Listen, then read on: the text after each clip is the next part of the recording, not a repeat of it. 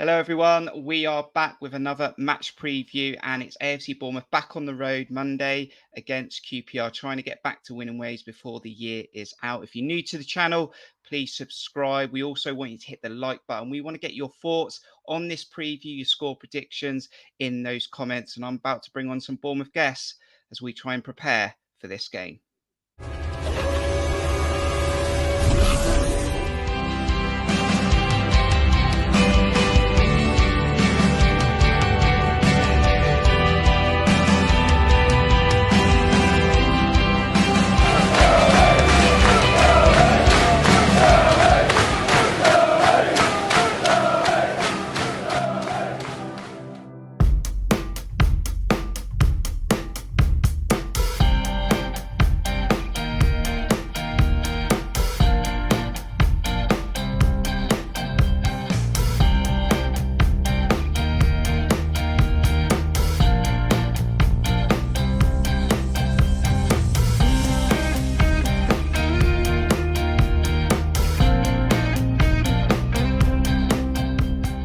On this latest video, and Matt, I'll come to you first. How you doing? And give us a 3-word mid-season report. Yeah, I'm well, Kirk. Thanks, very well. So to kick off then, to start with, 3-word mid-season report for me would be great. First word, because on the whole, it has been over 23 games, probably more than we expected. The other 2 words now would be kick on, because we've really now got to kick on in this second part of the season. That's pivotal at this point. So that's the 3 words for me. Aaron, good to see you. Mid-season report. 3 words. Yeah, good to see you both. So I'm going to say better than expected. I think, obviously, I'm not letting the last few games cloud the judgment too much because, as you say, it's a mid-term report over 23 games. We've only lost 4 games. And I think we all would have settled for the playoffs before the season started. So better than expected. But as Matt said, there's a caveat to that. Let's not throw this away now. Let's kick on.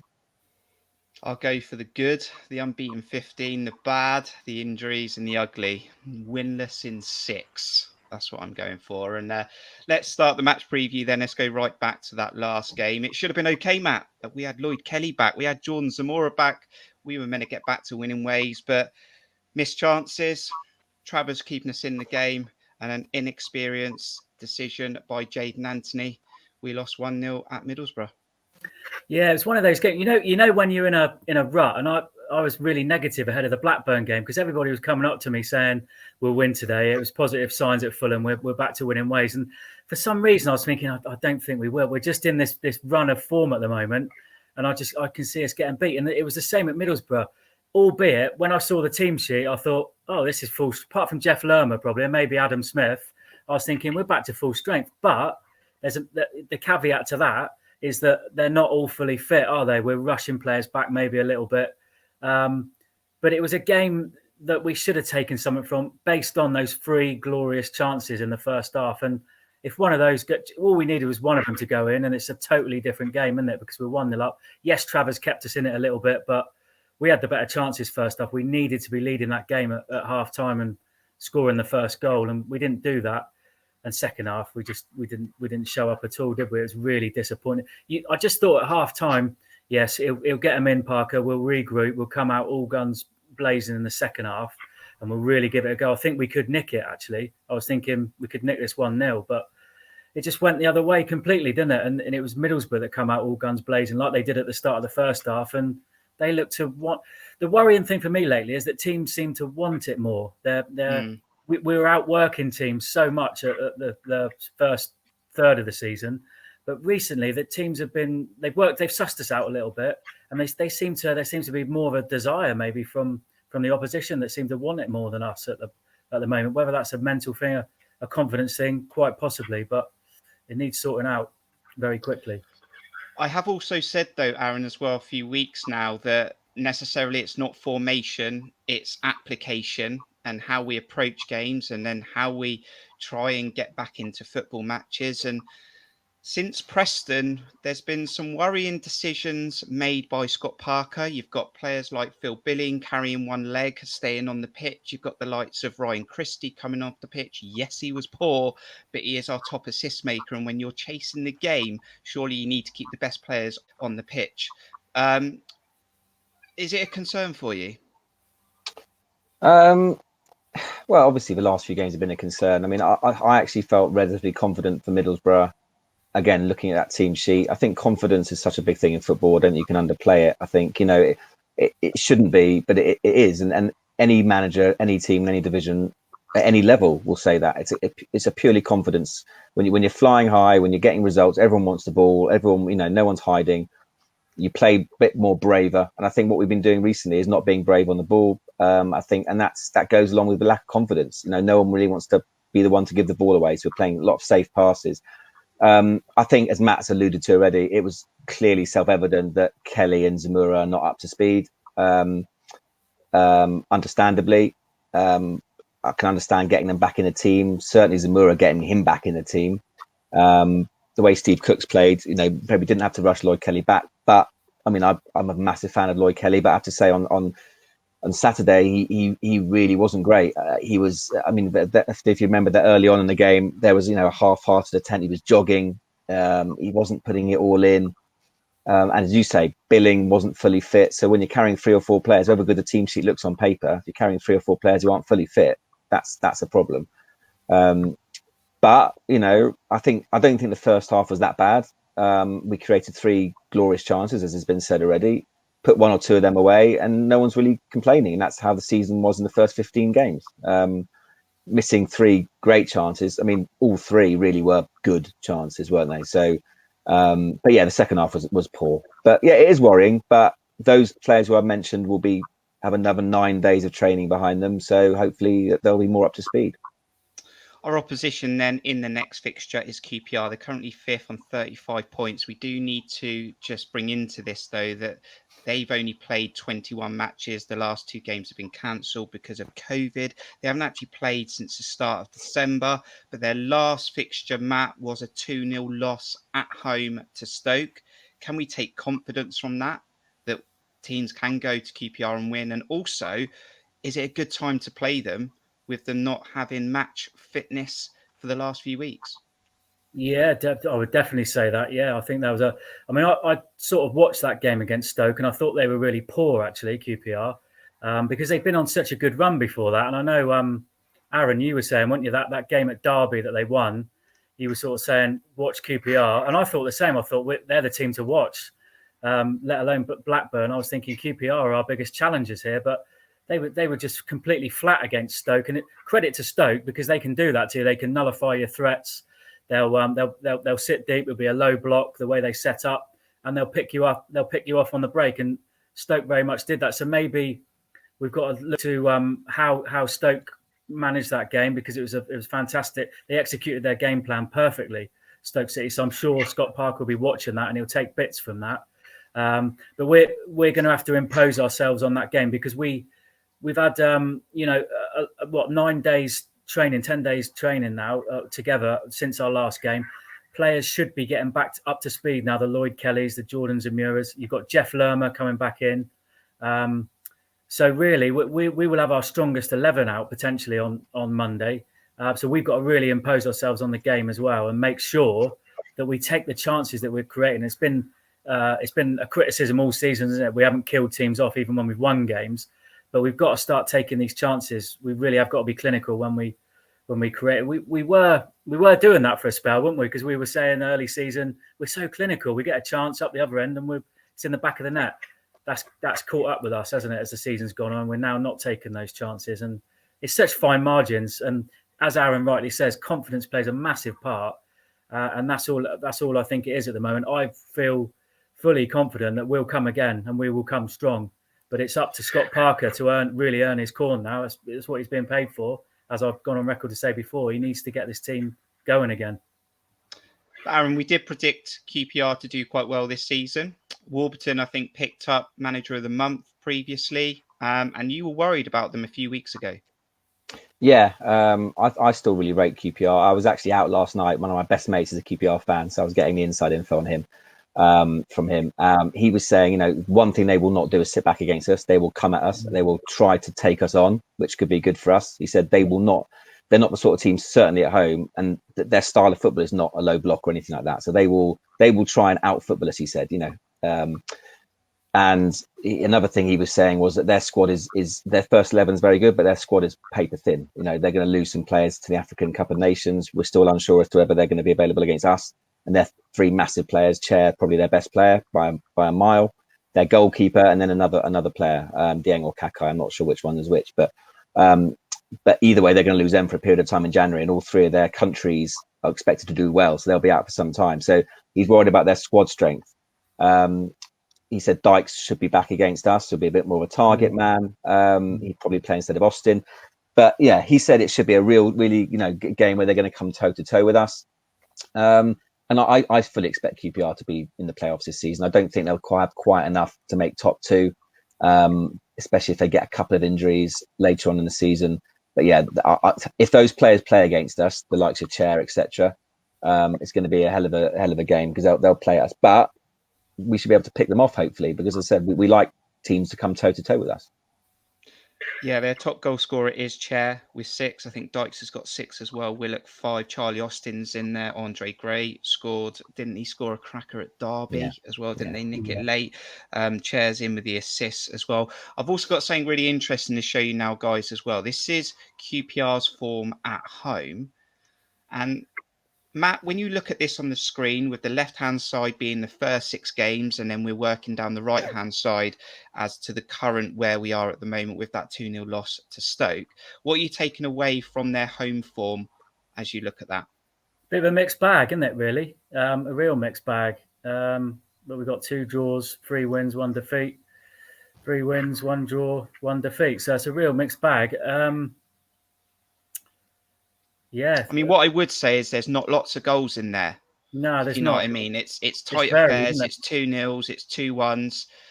What's interesting as well is that I can see. I think apart from Blackburn, I don't know where Blackburn were at that time, but there's no real Coventry who aren't great away. Standout wins there, is there? Yeah, but there's no real top teams they've beaten at home.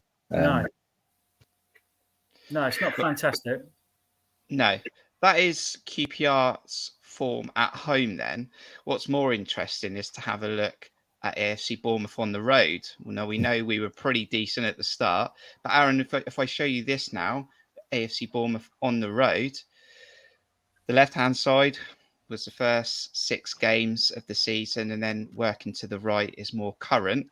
It's a worrying statistic, as we know we're winless in 6, but 4 games on the road without a win, and we're conceding goals. Yeah, well, I mean, apart from Derby, we haven't conceded more than 1 goal. So that was just a really ridiculous freak day, wasn't it? I mean, all round, Derby just had their points deduction. So that happens in football. But yeah, we're still not conceding massive goals, but the goals are beginning to dry up a bit for us. I mean, obviously we didn't score at Borough, we didn't score at home to Blackburn. I don't know if that's the first time we haven't scored in 2 consecutive games this season. I might be totally wrong with that. I don't know. But we need to find our shooting boots. But I got a feeling it's going to be quite a high-scoring game. I actually think that they're an attacking team, and I think they'll give us chances as well. So I don't see this being a low-scoring game at all. But we have seen the news today, guys, as we're recording this. No fresh injury concerns. And Jeff Lerma will be back from his suspension. And good news, Matt. You know that Jeff, I think you met up with him last night. You might have gone for a meal or something like that. I mean, is he ready for the game on Monday? Can he give us some info? Is he ready for the game? Yeah, me and Jeff every Tuesday in Barolo's with. I hope you didn't give him COVID. No, I did think that, to be honest. Yeah, but I just couldn't help. I was having a meal. We walked out. We clearly saw him early doors, and we were looking over. And I thought, I can't leave the restaurant without going over and getting a selfie with him. I just couldn't do it. Everybody else just walked out. So I went over, and to be fair, he was good as gold. I had a chat with him, and he wasn't a brief chat. His English, he understood him, and it's not great, his English, but he understood everything I was saying. And his words basically were, "Yep, I'm up for it. I'm ready for Monday. I'll be playing. Don't worry, we'll get back to winning ways," is what he basically said. Oh, he wasn't with David Coote, was he? Yeah. And Matt, you didn't let me down. Look how snap you look. And Jeff's in a tracksuit, just like he's just come from training. Honestly, the man's an absolute unit. I was starstruck. He's an absolute unit. But he's just wandering around Borrello. He had his kids there, his wife, very laid back. He's obviously a regular in there because all the staff knew him. In fact, one of the waiters come over and said, "Do you want a selfie? I'll take the selfie. You stand there, I'll take the selfie." So he must get it all the time. He's in there a lot. But basically, he said about the what he said to the referee. He basically said "effing ball." I got the effing ball is all he said. And referees obviously said, he's been punished for that. I mean, that must go on all the time when a player gets sent off. But no retrospective action for anybody else. But so it's done now. Yeah, and we've been quite fortunate then. We look like we've got a pretty decent squad available, with Zamora maybe playing his last game before he goes on the African Nations. Now, the predicted 11 is coming right up, and I just want you guys just to confirm this for the viewers. You don't know what I've gone for yet, do you? You haven't seen my predicted 11? No. So this is going to be a surprise, as it is to the viewers, as it is to you. Let's do it. Scott Parker's predicted 11 for this game.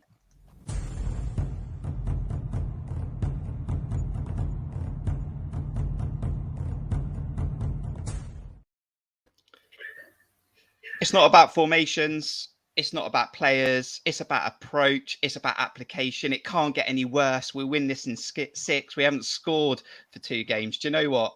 Let's just completely ramp it up. This is what I've gone for. It's Mark Travers in goal with a back 4. Jack Stacey. Gary Cahill is burnt out. Steve Cook comes into the team. Lloyd Kelly plays alongside him with Jordan Zamora. Then we're going for a 4 across the middle effectively, with 2 wingers playing ahead, with Kilkenny in there because he did well at Borough. I want Jeff Lerner in there. I want him to win the effing ball, and I want him to get it effing forward. All right. We've got Ryan Christie down one side. We've got Jaden Anthony down the other. They're going to get back into scoring and assisting ways. And then Jamal Lowe's going to give some support to Don Solanke. It's a 4-4-2. Let's hit QPR cold. We haven't played for 3 weeks. Aaron, are you sticking with that? Are we going on what Parker's going to do, or what we're going to do? Yeah.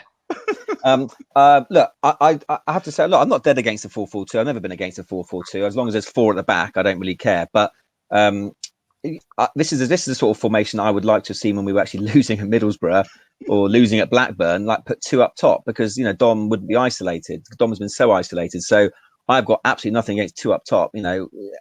Especially if you're losing at all.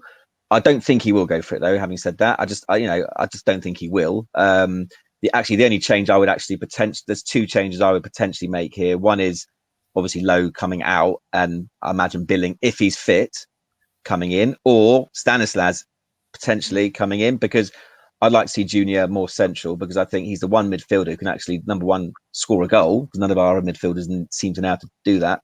And he's very creative as well. So for all his injuries, I think we forget how good Junior is when he's actually on the pitch. And for now, I think he's available to be on the pitch. The other one I question is Cook for Cahill. Not, Steve Cook's been outstanding. I can't see him dropping Gary Cahill. I wouldn't say I'd be against Cookie playing by any stretch. I just think if Cahill's fit, he'll play. But for me, Steve Cook's, gave so much, and in the couple of games he played, he was outstanding. So I wouldn't argue against that. Yeah, this is a bit of me in here, I must admit, because we are trying to predict Scott Parker starting 11. But Matt, get your thoughts on this as well, because do you know what? If it's all going to plan, Matt, I can drop Kilkenny in there. Christie can come in here. Lowe can go over here. Solanke's up top. There's movement here with this formation. I mean, do you think that Scott Parker would drop his philosophy to potentially go this way? Or is it going to be the standard 11 with the 4-1-2-3 and the maybe passive football that we've seen lately? Well, I've got a first question for you, Kirk, would be, have you done your homework on QPR in terms of their formation? Because they set up very much with a sort of a 3-4-1-2 formation.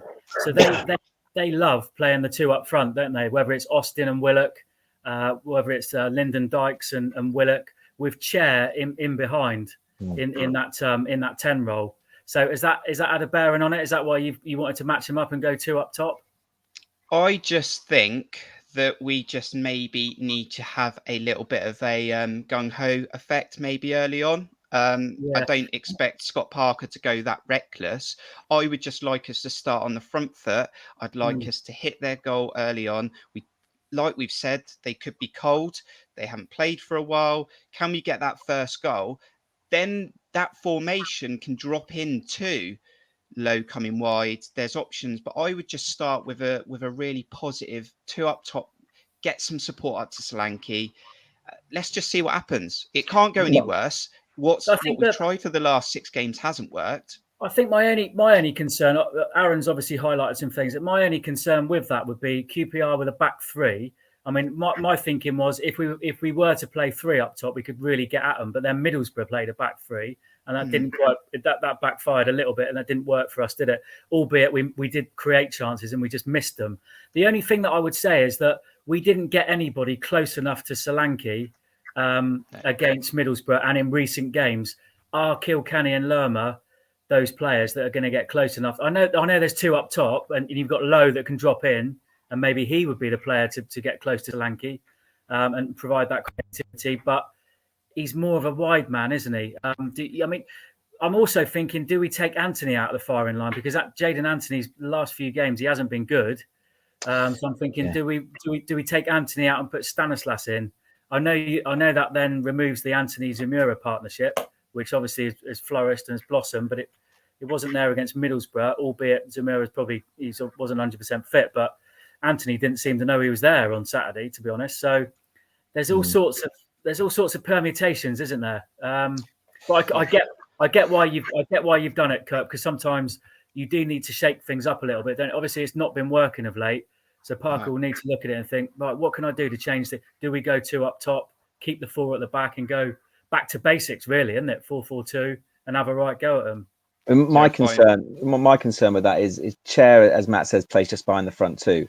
So I would think you might want Lerma to just kind of keep an eye on Chair because he's their best player.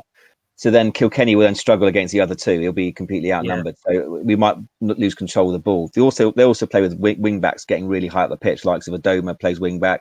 Yeah. So you've also got to keep an eye on that. But I actually, Matt brought up a really good point. I would withdraw Jayden Anthony from the firing line. He's been fantastic, but he was dreadful against Middlesbrough, really dreadful. And I think he just needs a bit of a break. And whilst you got Stanislas fit before he breaks a nail in training, get him on the pitch. Get Stanislas on the pitch. So the likelihood is this is probably what it's going to be. Billing will probably play. I think we're carrying Billing. He's not right. He's not fit.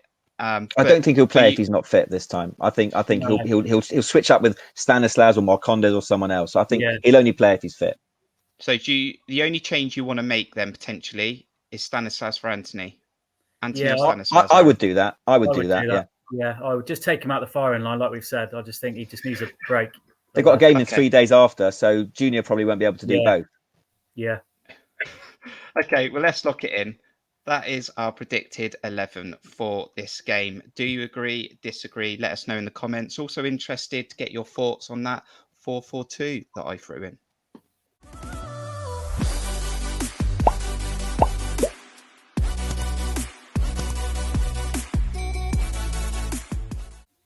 Aaron, QPR won this fixture last season at their ground 2-1.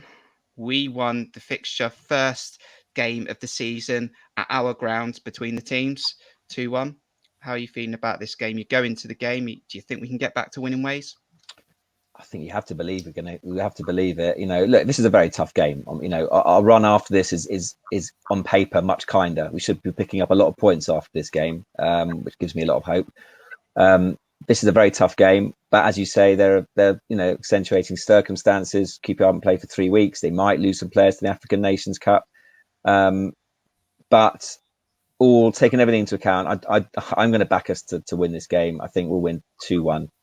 Yeah, Matt, you got a score prediction, and a few months ago we couldn't see us losing. Now we're trying to see where we're going to win. Do we get back to winning ways on Monday?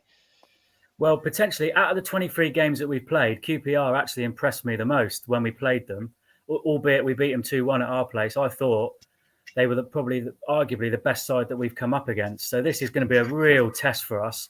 I've got no doubt that we're going to turn it around. I'm not negative. I have been negative last few games, but I've got no doubt in my mind we will turn it around. January's around the corner.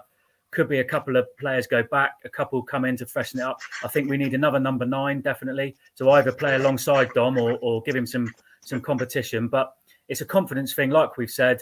We're lacking in it at the moment, but at some point we will turn it around. My worry is our record at QPR in general is awful. I don't think we've ever won it. We haven't played there many times, but we haven't won many times at Loftus. And you know, when you go into games, and I do it, and I think, well, we're not going to win today because our record. I was the same at Derby. I don't think we've ever won at Derby. And I was thinking, we're not winning today, are we? And even when we're 2-1 up, I was thinking, this game, and we're not going to win it. So it's almost a psychological thing. But I'm going to go for a draw. I'm going to go for a draw. I'm going to go 1-1. No, I'm not. I'm going 2-2. I think there will be goals. I agree. But I'll go 2-2. And then after that, our run is more favourable, and we'll get back. We'll get some results behind us, I think, from this point. Yeah, I'm going to go for a 1-1 as well. Well, 1-1. That was your first score. I'm going to take that one off you. You're going for 2-2, Matt, and Aaron's going for 2-1. So obviously we hope Aaron's right. But guys, have a safe trip. Thanks for joining me on this match preview. Thanks, Kirk. Always a pleasure. Pleasure as always. Yeah. Thank you to the fans for checking out this video. Let us know your thoughts in the comments. Get your score predictions in there as well. We'll let you know what content's coming your way. Make sure you follow us on Twitter. And thank you to our channel supporter members as well. You can become a channel supporter member. Just go to buymeacoffee.com/Cherries Red Army. Until Monday, until QPR, safe travels if you go into the game. And hopefully the Cherries get back to winning ways. Thanks for checking out this video. We'll see you soon. Up the Cherries.